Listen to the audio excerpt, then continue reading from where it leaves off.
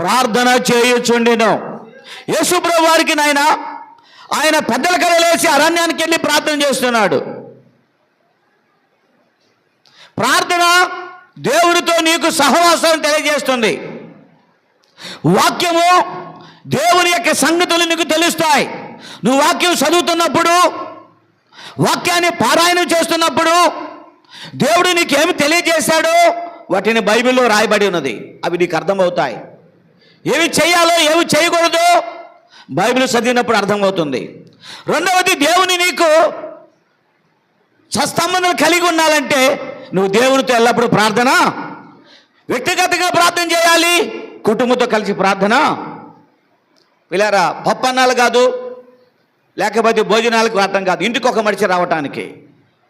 కొంతమంది చేతకాక భోజనాలు ఇంటికి ఒక మనిషి పిలుస్తూ ఉంటారు.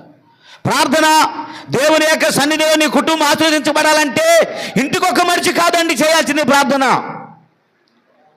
నీ కుటుంబము నిత్యము నీ దేవుని సన్నిధిలో ఉండాలంటే నీవు చేయవలసినటువంటి ముఖ్యమైన 4 పనులు. 1, దేవుని వాక్యము నిత్యము చదువుతూ ఉండాలి. నీవు నీ కుటుంబం చదవాలి. రెండవది, నీవు ప్రార్థన చేయాలి. ప్రార్థన ఎలాంటిదంటే శ్వాసలతో సమానము.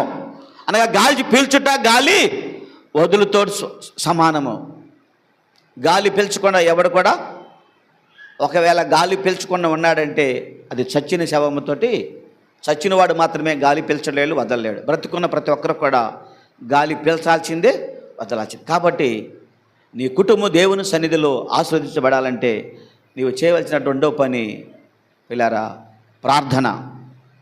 దావీదు ఇదే అంటున్నాడు. చూడండి, సమూయేలు 2వ గ్రంథములో మనం చదువుకున్నటువంటి ఈ భాగమునైనా 7వ అధ్యాయములో 27వ వచనము, ఇశ్రాయేలు దేవా, సైన్యములకు అధిపతి యెహోవా, నీకు సంతానము కలుగు చేయుదువని నీ దాసుడనే నాకు తెలియపరిచితివే.